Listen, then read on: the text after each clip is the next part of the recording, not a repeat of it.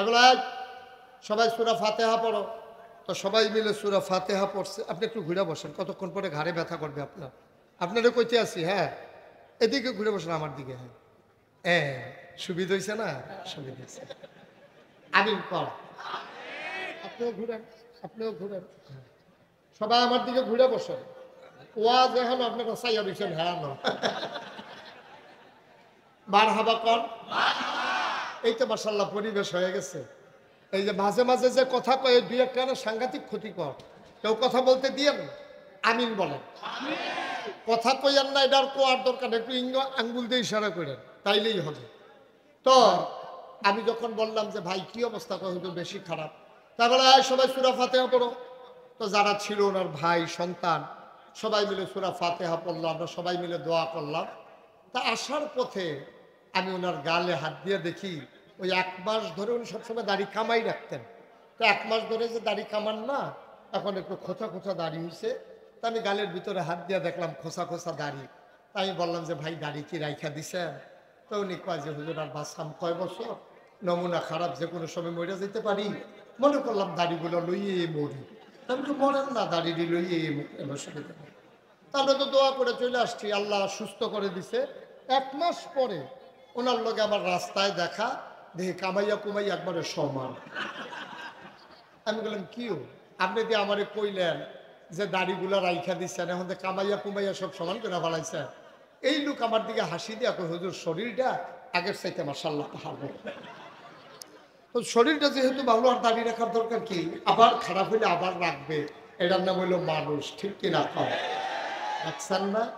পালাই না পালাই না বইলে আমাদেরকে স্লোগান শোনাইলো, ঠিক কিনা কয়? 12টার পরে আর খুঁজেই পাওয়া গেল না, ঠিক কিনা? যেই লোকটা সারাটা বছর টেলিভিশনে আমরা ডাকলো খেলা হবে খেলা হবে, ওমা খেলা শুরু হওয়ার আগেই প্লেয়ার ভাগ্যা গেছে। এখন একসেটিয়া গোল হইতেছে, গনুন্না নাই, কি একটা কারবার যাইতে আছে। নাউজুবিল্লাহ বলবেন না? আল্লাহ কি এমন আল্লাহ? তিনি যা বলেন তা করেন নাকি করেন না? এই আল্লাহ তাবারক ওয়া তাআলা তিনি নিজেই নিজের পরিচয় তুলে ধরলেন। আমার আল্লাহ বলেন তিনি লাম ইয়ালিদ ওয়ালাম ইউলাদ ওয়ালাম ইয়াকুল লাহু কুফুয়ান আহাদ। তিনি কারো থেকে জন্ম নেন নাই, কাউকে জন্ম দেন নাই। বন্ধু, দুনিয়ায় পীরের মতো পীর হয়, হুজুরের মতো হুজুর হয়, নেতার মতো নেতা হয়, মন্ত্রীর মতো মন্ত্রী হয়, এমপির মতো এমপি হয়। আমার আল্লাহর কি মতো হয়? আমার আল্লাহর কি নমুনা হয়? আমার আল্লাহর কি ডুপ্লিকেট হয়? আমার আল্লাহর কি মডেল হয়?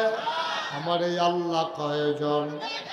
জোরে কন, আর জোরে, কদর সুরে, সবাই মিলে মন প্রাণ উজাড় করে গলা ছেড়ে দিয়ে মধুমাখা কণ্ঠে রানা বোলার জমিন কাঁপিয়ে দিয়ে রাতের নিস্তব্ধতা ছিন্ন ভিন্ন করে।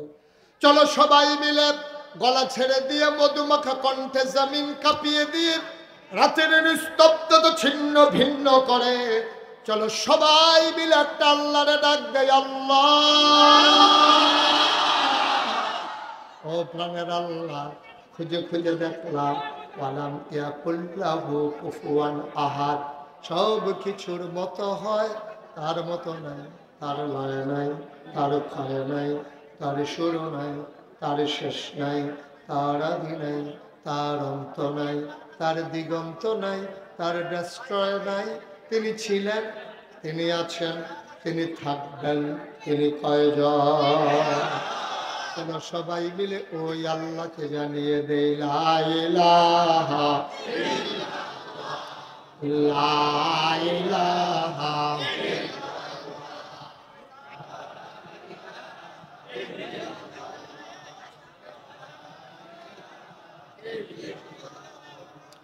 লা ইলাহা, জোরে জোরে লা ইলাহা, আরো জোরে লা ইলাহা, মধুর সুরে লা ইলাহা, মাশাআল্লাহ লা ইলাহা,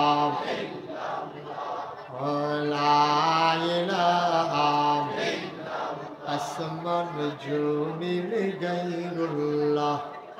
পাহাড় পর্বত গাইরুল আসমান জমিন গাইরুল্লাহ পাহাড় পর্বত গাইরুল শুধু তুমি মাহবুদ আল্লাহ লা ইলাহা ইল্লাল্লাহ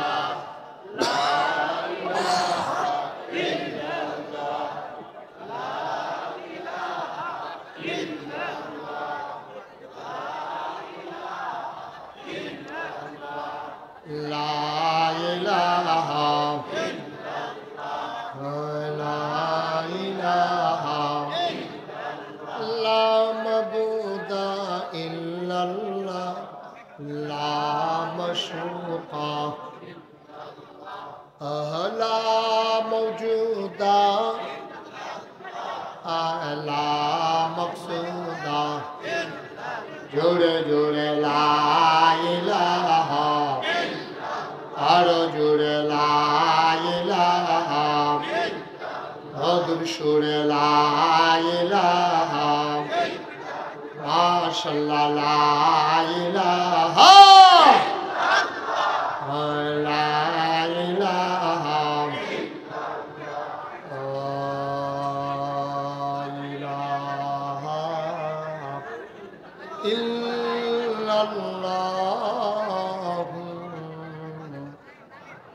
মুহাম্মাদুর রাসূলুল্লাহ সাল্লাল্লাহু আলাইহি ওয়াসাল্লাম সবাই পড়েন আলহামদুলিল্লাহ। আমার ভাইরা আমার আল্লাহ রাব্বুল আলামিন বন্ধু মন দিয়ে শুনো, এই দুনিয়ার ভিতরে মানুষ করে বানানোর পরে আমাদেরকে এমনি এমনি ছেড়ে দেন নাই। কোন পথে গেলে জান্নাত, কোন পথে গেলে জাহান্নাম, কোন পথে গেলে লাভ আর কোন পথে গেলে লোকসান, কোন পথে ভালো কোন পথে মন্দ, কোন পথে কল্যাণ কোন পথে অকল্যাণ, কোন পথে শিরক বিদআত, কোন পথে তাওহীদ রিসালাত, কোন পথে কুফর আর কোন পথে ইসলাম জানানোর জন্যে যুগে যুগে আমার আল্লাহ মানুষদের মাঝ থেকে যাচাই করে বাছাই করে করুণা করে দয়া করে মায়া করে একদল উত্তম চরিত্রের মানুষ যাদের জীবনে গুনাহ নাই, গুনাহ হওয়ার সম্ভাবনাও নাই, এমন একদল মানুষকে আমার আল্লাহ আমাদের জন্য নবী এবং রাসূল করে পাঠাইছে। বলো সুবহানাল্লাহ। এই নবীদের কোনো গুনাহ নাই। আমরা যারা আহলুস সুন্নাত ওয়াল জামাত আমাদের আকীদা হলো আল আম্বিয়াউ মাসুমুন, সমস্ত নবীরা নিষ্পাপ। ঠিক কিনা? যারা কয় না ঠিক কিনা? অবন্ধু মন দিয়ে শোনো, প্রতিদিন এই জায়গায় মাহফিল হয় না। ঠিক কিনা? দয়া করে এই ছেলে, এই বাবা তুমি ওইদিকে তাকাই রইছো কেন? সবাই দয়া করে আমার দিকে তাকাবে। মাছের মতো নিষ্পলক নয়নে, খরগোশের মতো কান খাড়া করে মনোযোগের সাথে কথা শুনবেন। ইনশাআল্লাহ কিছু খোরাক নিয়ে বাড়িতে যেতে পারবেন ইনশাআল্লাহ। আল্লাহ যেন কবুল করে। সবাই পড়ে না আমিন। এই দুনিয়াতে আল্লাহ যে মানুষ পাঠাইলেন, এখন মানুষ চলবে কোন পথে, যাবে কোথায়, খাবে কি, এটা মানুষ জানে না। জানেন কে? এজন্য আল্লাহ তাবারক ওয়া তাআলা মানুষদেরকে সঠিক পথ দিতে গিয়া দুনিয়ার ভিতরে মানুষ যখন বানালেন, তার আগে আল্লাহ রাব্বুল আলামিন ফেরেশতাদেরকে ডাকলেন। মানুষ এই দুনিয়াতে ছিল না, ছিল জিন আর ফেরেশতা। জিনরা মারামারি করলো, কাটাকাটি করলো, ঝগড়া বিবাদ করলো। আল্লাহ রাগ করলেন, ফেরেশতা পাঠাইয়া জিনদেরকে পিটাইয়া আল্লাহর জমিন আল্লাহ খালি করে দিলেন। বলেন সুবহানাল্লাহ। আল্লাহর জমিন আল্লাহ খালি রাখবেন না, তিনি ইমার্জেন্সি অ্যাসেম্বলি কল করলেন। সংসদের জরুরি অধিবেশন, সেখানে স্পিকার হলেন স্বয়ং আল্লাহ, মেম্বার অফ পার্লামেন্ট হলো সমস্ত ফেরেশতারা, সুবহানাল্লাহ বলবেন না? আল্লাহ ডেকে বললেন, ও ফেরেশতারা। ফেরেশতারা বলে, জি আল্লাহ, আমরা সব একত্রিত হয়েছি। আজকে মিটিং এর এজেন্ডা কি? আজকে আলোচনার আলোচ্য বিষয় কি?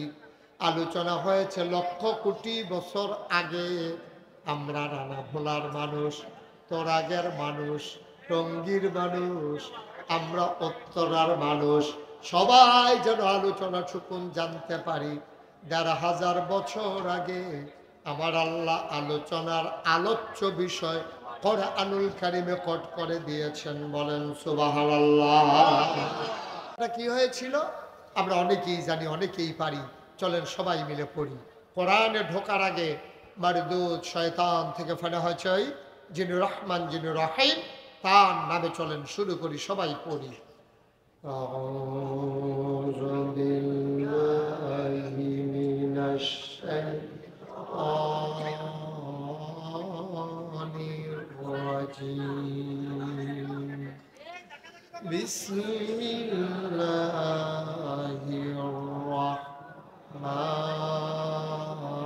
রাহমানির রাহিম। ইন্নী জাইলুন ফিল আরদি খলিফা। আল্লাহ ডেকে বললেন, ও ফেরেশতারা, আমি একটা কওম, আমি একটা জাতি, আমি একদল মানুষ বানাতে চাই যাদের পরিচয় হলো তারা আমার খলিফা। সুবহানাল্লাহ। ফেরেশতারা কয় মানুষ বানাবেন না। আল্লাহ জিজ্ঞেস করলেন, কেন বানাবো না? কয় মানুষ বানাবেন। এর আগে একবার জিন বানিয়েছিলেন, ওরা মারামারি করলো, কাটাকাটি করলো, ঝগড়া বিবাদ করলো। মানুষ বানাবেন, ওরা মারামারি করবে, কাটাকাটি করবে, একজনের জমিনের ভিতরে আরেকজন ভবন উঠাবে। মানুষ বানাবেন, অত্যাচার করবে, জুলুম করবে, লাশ ফালাবে, রক্ত বহাবে। আমরাই আপনাকে ডাকার জন্য যথেষ্ট। আল্লাহ তাদের বুদ্ধি শুনলেন না, বুদ্ধিপূর্ণ যুক্তিপূর্ণ জবাব দিয়ে দিলেন। আল্লাহ বলেন, ইন্নী আ'লামু মা লা তা'লামুন। আমি যা জানি তোমরা তা জানো না। বলেন সুবহানাল্লাহ। মানুষ বানানো হয়ে গেল। এখন মানুষ আল্লাহর কি কাজে লাগে? এই যে সামান্য একটা প্যান্ডেল টানাইছেন আপনারা, দুই পাশে খুঁটি বসাইছেন, ঢলনার বাঁশ বেঁধেছেন, তারপরে সামিয়ানার কাপড় টানাইছেন, সুতলির বাদ দিছেন, তারপরে এই সামিয়ানা টানাইছেন। অথচ কোনোদিন খোলা আকাশের নিচে দাঁড়াইয়া দেখছেন আকাশের দিকে? এ বিশাল আকাশ আল্লাহ টানাইলো, অথচ আকাশের নিচে একটাও খুঁটি ব্যবহার করেন না। ঠিক কিনা? মুসলমান মন দিয়ে শোনো, মানুষ আল্লাহর কি কাজে লাগে? আকাশ বানাইলেন খুঁটি ছাড়া, কোনো মানুষের সাহায্য তিনি নিলেন না। জমিন বানালেন তিনি সমতল করে, সেখানেও মানুষের সাহায্য নেন নাই। পৃথিবী যেন হঠাৎ করে নড়ে চড়ে না উঠে, জায়গায় জায়গায় আল্লাহ পেরেক বসাই দিলেন। তুমি যদি বলো পেরেক কই, আমি বলবো মাটির নিচে। তুমি যদি বলো পেরেকের মাথা কই, আমি বলবো খাগড়াছড়ি, বান্দরবন, রাঙ্গামাটি, ময়নামতি, ক্যান্টনমেন্ট। ঘুরে ঘুরে দেখে আসো, ওই যে দেখো পাহাড়, ওইগুলাই হইল পেরেকের মাথা। বলো সুবহানাল্লাহ।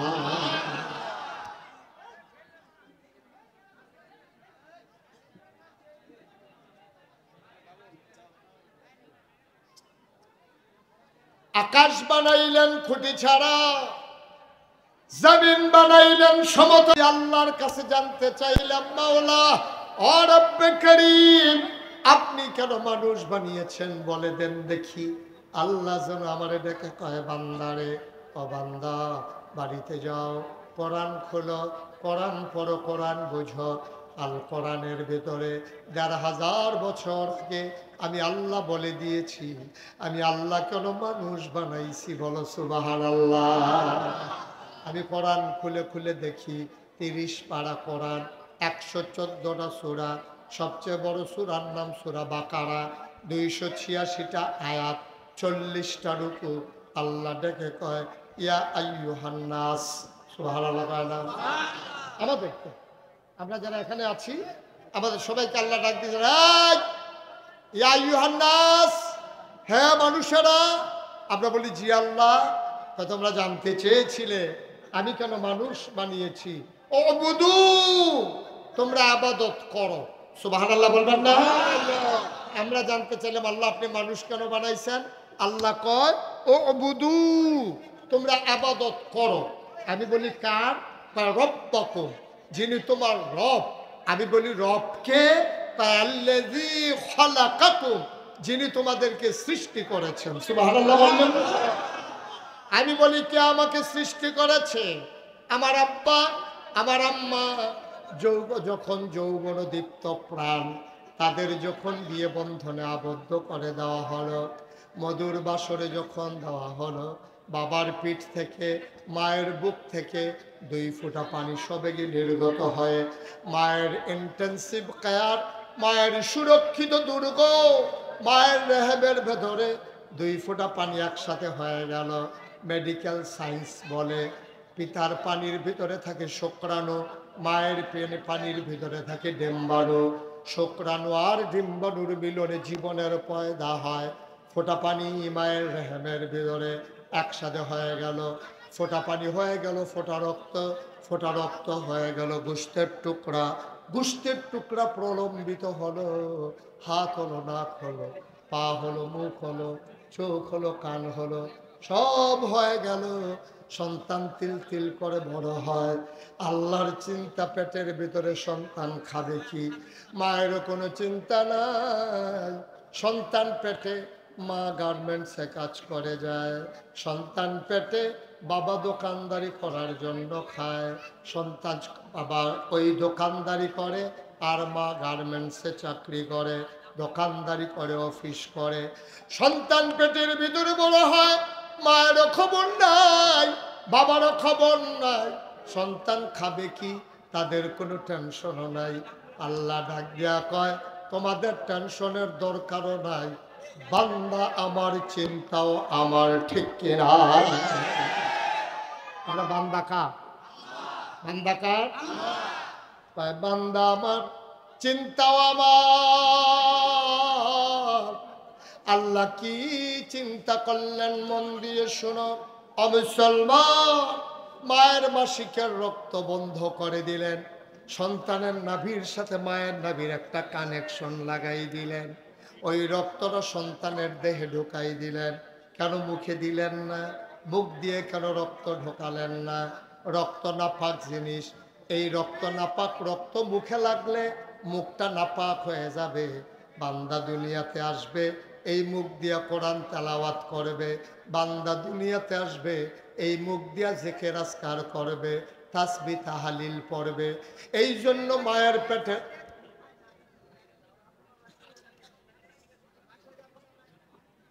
কিভাবে সম্ভব বলে? আপনি এখানে দাঁড়ায় কি করতেছেন? এই যে ভাই, এই যে ভাই, আপনাকে যে দায়িত্ব দিলাম কাউকে কথা বলতে দিয়েন না। বাসা বাড়ির ভিতরে ওয়াজ শুনে বাসায় যাবে, সমস্যা কি?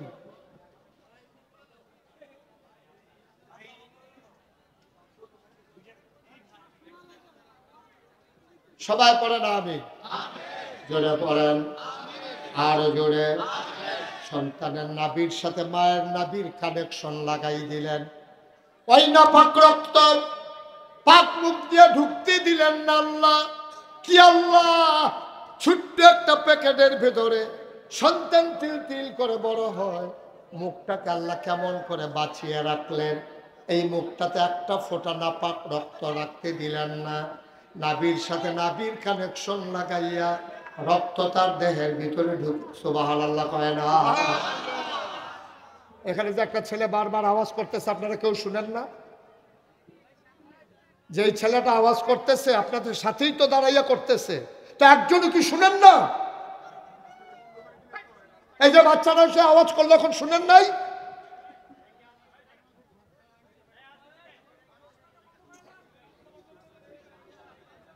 লা হাওলা ওয়ালা কুওয়াতা ইল্লা বিল্লাহ। ভাই এমন জায়গা আবার আনলেন কেন হাবিব ভাই আপনি? এটা কি মাহফিলের জায়গা? এটা কি মাঠ? এটা কি মাহফিলের পরিবেশ? এটা কেন আনলেন আমাকে এখানে? আপনি জানেন আমি আসলে হাজার হাজার মানুষ হবে, তাহলে এই জায়গাটাতে, এই চিপাটাতে আমার কেন আনলেন আপনি? এটা কি মাহফিলের জায়গা? এটা আমি তো আপনাকে বারবার জিজ্ঞেস করেছি বড় মাঠ আছে কিনা, আপনি বলছেন যে অনেক বড় মাঠ আছে। এটা বড় মাঠ? এটা কি মাঠ হইল? এটা এটা লোকের চলাচলের জায়গা। এখানে কয়জন লোক বসতে পারে? তো আওয়াজ তো করবেই। আপনি খানার দাওয়াত দিয়ে না, না খাওয়াইলে হাতে যে কই নিয়েছে না, এটাই তো বেশি। এটা কিভাবে সম্ভব? কেন, কোন বুদ্ধিতে আপনি এখানে মাহফিলটা দিলেন আপনারা? আমি কিছু বুঝলামই না। আমি বিরক্ত হয়ে যাচ্ছে। আমি 10 মাহফিলে অত বিরক্ত হই না, এক মাহফিলে যত বিরক্ত হচ্ছে আমি। তাই কতবার বলা যায়?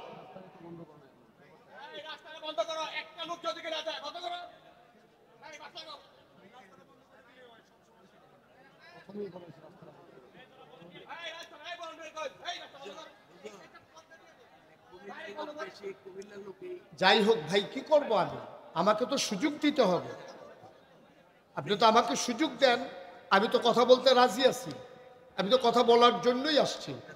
কিন্তু আপনাকে আমাকে সুযোগ না দিলে আমি কথা বলতে পারবো না ভাই। এটা তো ওয়াজ পরামারিত মাটি কারণ না যে কুবটা ডাবাইয়া দিলে সাক্কাটা বড় উঠবো। এটা কি মাটি কারণ? আবার বাপ করে বাফের কি আছে? আপনি শুধু পরিবেশটা আমাকে দেন, তাইলে তো হয়। একটু চুপ করান, এটাই না করবেন। এটা না কই আপনি আমার কাছে মাপ চান ফিরতেন। আমি কি, আপনি কি অন্যায় করছেন কোনো? মাফ করে দেন, মাফ করে দিলাম। মাফ করে দেন, কি মাফ করবো আমি? ভাই যারা বিরক্ত করতেছে, আপনারা তো মুসলমানেরই সন্তান, একটা দ্বীনি মাহফিল। আপনার একটা কথার কারণে এই হাজার হাজার মানুষ যদি কথা শুনতে না পারে, আপনার বিবেককে একটু আপনি জিজ্ঞেস করেন যে আমি কি করতেছি।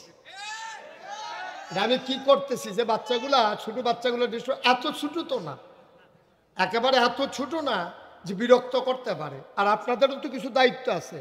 একটা ছেলে বারবার কথা বলতেছে, আপনারা শুই না, আমি এখান থেকে শুনি, উনি শুনে, আমরা শুনি, আপনারা ওইখানে দাঁড়িয়ে কিচ্ছু বলেন। সমস্যা তো বাংলাদেশে এইটা। খারাপ মানুষ কিন্তু বাংলাদেশে বেশি না, এটা আপনারা জানেন কিনা আমি জানি না। এই 18 কোটি মানুষের ভিতরে খারাপ মানুষের সংখ্যা একেবারে কম, কিন্তু কথা শুনে না বইলা খারাপগুলো বেশি দেখা যায়। নাইলে পৃথিবীতে সব জায়গায় সরকার বদল হয়, এটা হয় ভোটের মাধ্যমে, না হলে আন্দোলনের মাধ্যমে, না হলে বৈপ্লবিক পরিবর্তনের মাধ্যমে। কোনোভাবে না কোনোভাবে সরকারের বদল হয়। কিন্তু পৃথিবীর ইতিহাসে যতদিন থেকে রাষ্ট্রীয় অবকাঠামো শুরু হয়েছে, পৃথিবীর কোনো দেশে আপনি গুগলে সার্চ দিয়ে দেখেন, একটা সরকার বদলের পরে তার প্রধানমন্ত্রী থেকে শুরু করে চকিদার পর্যন্ত, আমলা থেকে কামলা, সচিবালয় থেকে একেবারে ফুটপাতের কর্মকর্তা, একসাথে র্যাব, গোয়েন্দা, পুলিশ, বিজিবি, এই একসাথে সরকারের 330 জন মেম্বার অফ পার্লামেন্ট একসাথে পালিয়ে গেছে। পৃথিবীর কোনো ইতিহাস নাই। ঠিক না? পালাইতে হলো কেন? পালাইতে হলে এই জন্য, তাদেরকে আমরা আলেমরা বারবার বলছিলাম যে ভাই এই কাজগুলো কইরেন না, এই কাজগুলো কইরেন না, আমাদের কথাগুলো আপনারা শুনেন। তারা তো শুনেই নাই, তারা বরঞ্চ মসজিদের মিম্বারগুলোতে যখন হকের কথা হতো, পরের সপ্তাহে সেই ইমাম সাহেব শুনতো তার চাকরি নাই। ঠিক কি বলেন? এমন অনেক জায়গায় হয়েছে, মঞ্চের ভিতরে ওয়াজ, বক্তা ওয়াজ করতেছে, নেতা, রাজনৈতিক নেতা এসে মাইকটা কেড়ে নিয়ে বক্তাকে বেজ্জুতি করে নামিয়ে দেওয়া হয়েছে। ঠিক কিনা বলেন? আমি বলেছি এত অপরাধ লাগে না, এই একটা অপরাধী তাদের পালিয়ে যাওয়ার জন্য যথেষ্ট। ঠিক কিনা? যে রাজা যুদ্ধ যে হয়েছে, এখন রাজার বাহিনী হেরে গেছে। রাজা হলো বিরাট প্রতাপশালী রাজা, সৈন্যবাহিনী আছে, বিশাল বড় বাহিনী। রাজমশাই পরাজয়ের পরে তার সেনাপতিকে ডাকলেন, ডেকে বললেন আমরা পরাজিত হলাম কেন? আমাদের সৈন্য নাই? কয় আছে। গোলা বারুদ নাই? আছে। আমাদের রসদ নাই? কয় সব আছে। তাইলে আমরা হারলাম কেন? কয় রাজমশাই আমরা হারার পিছনে 101টা কারণ। কয়টা? আচ্ছা, 1 নম্বরে বলো কি কারণ? তো 1 নম্বর কারণ হইল আমাদের বন্দুকও ছিল, সৈন্যও ছিল, বিদেশি সৈন্যকে ঘেরাও দিছিলাম। যেই মাত্র গুলি করতে যাব দেখি যে বন্দুকের যে গুলিগুলা গত রাইতে বৃষ্টিতে ভিজা গেছে। আর কি কারণের দরকার আছে? বা কথা বলেন, আর কারণের দরকার আছে? এক কারণই তো যথেষ্ট। রাজমশাইকে আর কারণ লাগবে না। তোমার বাহি 100 গুলা লইয়া শুইয়া তো বালিশের ভিতরে টেহার মতো, বইরা আমরা তারার মতো, আর কারণ লাগবে না। বাংলাদেশে পতিত সরকার জানতে চায় আমার অপরাধ কি। আমি বলি আপনার 101টা অপরাধ। 1 নম্বর অপরাধ হচ্ছে আপনি আলেম ওলামার মঞ্চ থেকে তাদের সামনে থেকে মাইক কেড়ে নিয়েছেন। 92% জন লোক মুসলমানের দেশে আপনারা আলেমের উপর অত্যাচার করেছেন। যেই বাংলাদেশের জেলখানায় থাকার কত চোর গুন্ডা বদমাইশ, ওই জেলখানাগুলো ভরে দিয়েছেন আলেম ওলামা দিয়া। সুতরাং 101টা কারণের ভিতরে একটা কারণই যথেষ্ট, আর কোনো কারণের দরকার নাই। ঠিক কিনা বলেন?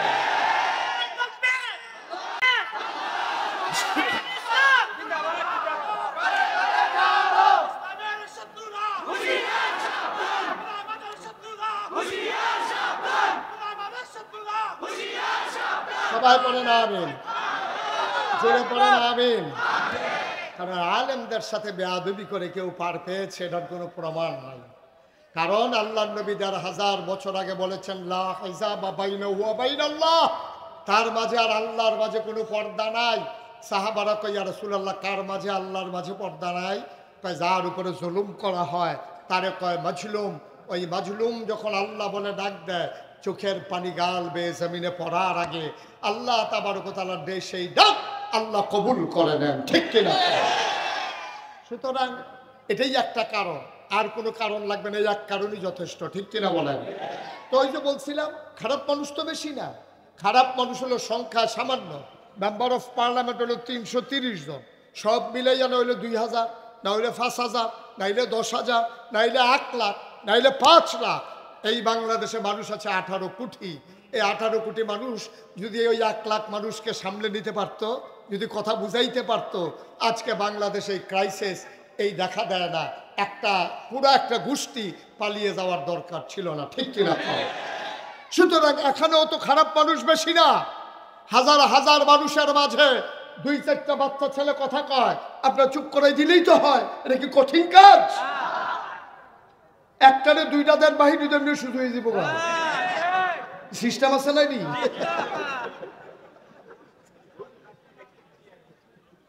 এতবার কোয়া লাগে আমি হুজুরই এটাকে কই কেমনে কইতেও দোষ এক বুঝেন না, দেখতে একটা প্রেসক্রিপশন দিয়ে দিলেন যেইটা কথা কইব দেখবেন সাথে সাথে সুজা দেখবেন, বাহিরে দেখবেন আরে বাবা রে একদূর কই এইরকম, বেশি কইলে জানি কি রকম। আমিন কর। আমরা ভদ্র মানুষ, আমরা মুসলমানের সন্তান, সুতরাং আমরা চিৎকার চেঁচামেচি করে মাহফিলের পরিবেশ নষ্ট করব না ইনশাআল্লাহ। আল্লাহ যেন কবুল করে। সবাই করা আগে।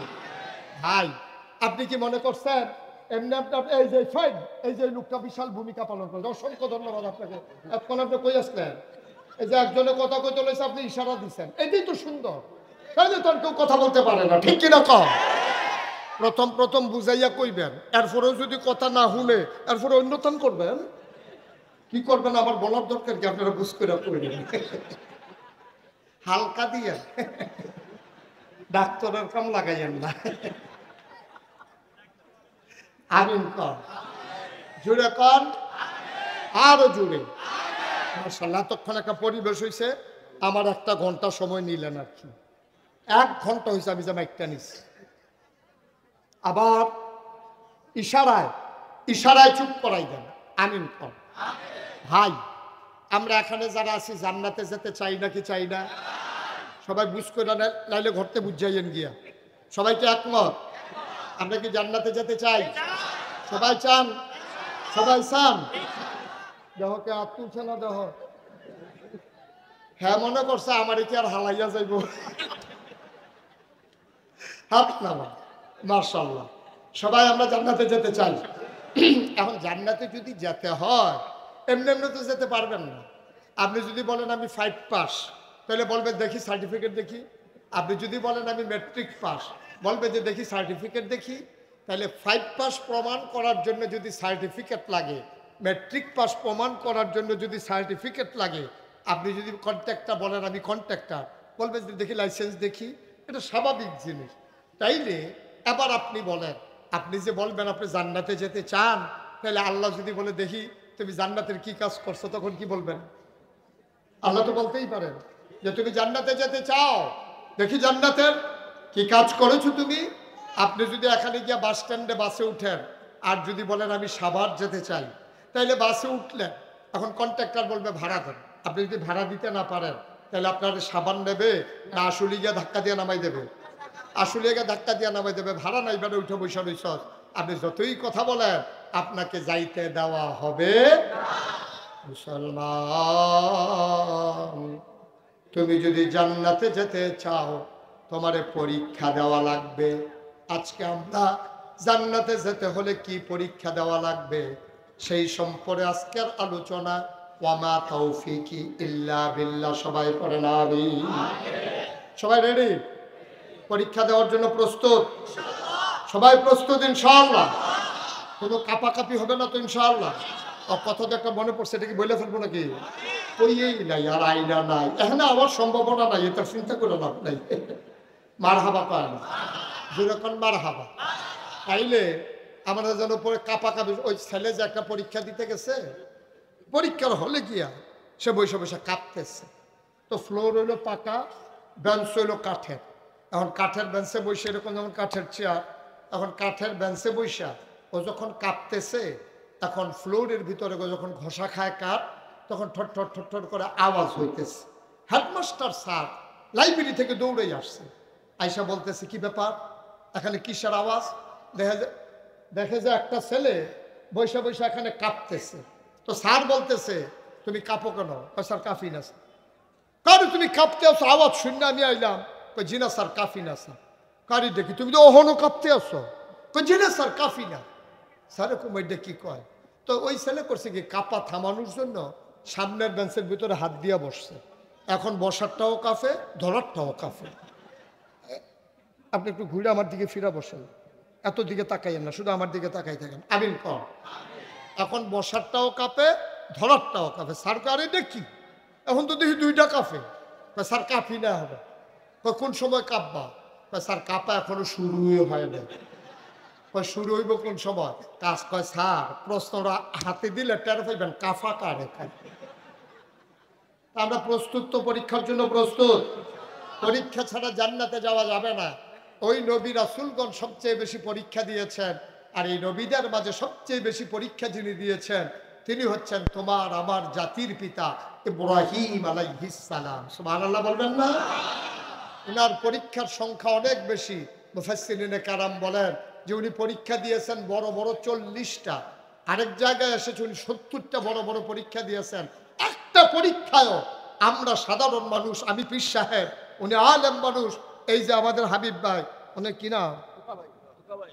কি ভাই? অহনো খুকা না, বড় হইছে। মারহাবা কর। আছে কিছু কিছু ভাই আছে সারা মরণের আগ পর্যন্ত খোকা। আমরা এক চাষিয়া ছিল, এমনি কয় বছর আগে মারা গেছে। আপনারা জিজ্ঞেসে কোন চাষি মারা গেছে, আমরা কিছু নতুন চাষি। ওনার নামে আসছিল নতুন চাষি। এই যে বলছে এটা মরার আগ পর্যন্ত উনি নতুনই ছিল। খোকা ভাই মরণের আগ পর্যন্ত খোকা। চির যৌবন দীপ্ত প্রাণ। ঠিক কিনা বলেন? মাশাআল্লাহ। মারহাবা কর। বাচ্চাটারে বসান, তারে বসান। এই বসো, দিকে বসো। দোহানটা খুললেও সারছি না, কয় বাহি দেন। ওয়াজটা শুরুও করছি না, তে উঠবে।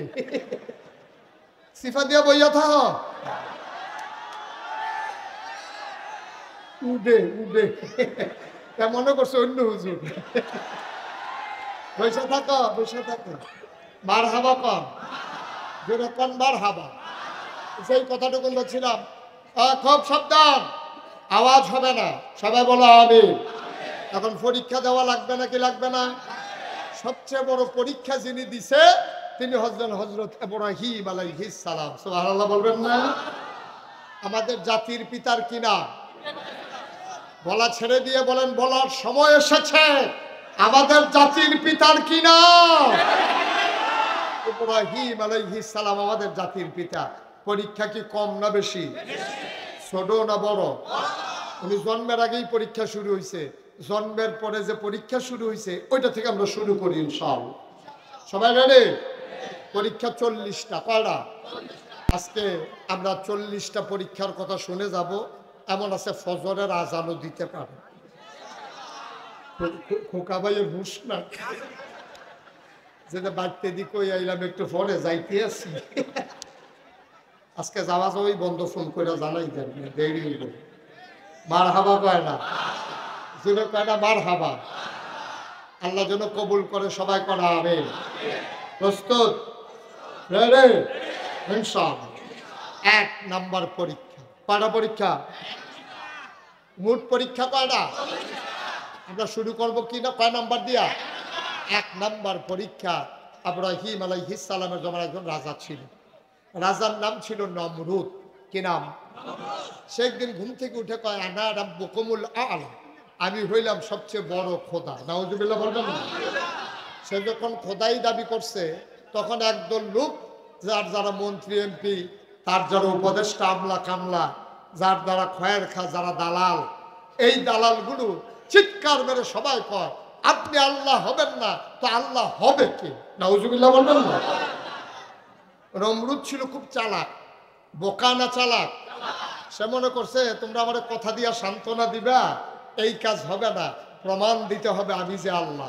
বিশাল বড় মাঠ, নমরুদ গিয়া চেয়ারে বসলেন, মঞ্চ সাজানো হলো, দেশের সব জায়গায় মাইকিং করে দেওয়া হলো, সবাই আসো, নমরুদ যে আল্লাহ আজকে প্রমাণ হবে। সবাই মিলে লাইন ধরে দাঁড়াইছে।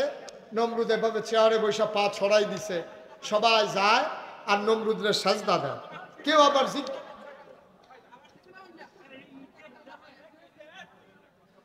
আপনি একজনে কি করছেন বুঝতেছেন? কি করছেন আপনি একজনে, এটা কি বুঝতেছেন? আপনি এটা বুঝার মতো বুদ্ধি আছে তো না? জি, ওকে ফাইন, থাক। একজন যা করছে করছে, সবাই মিলে আমরা ধৈর্য ধরি। জি, সবাই করে না আমি। এখন নমরুদের দাবি করছে আমি খোদা, মনে আছে তো কথা? আমি আল্লাহ, বড় আল্লাহ। এখন সব, নমরুদ তো চালাক মানুষ, মনে করছে যে মুখে মুখে সবাই সান্ত্বনা দেয়।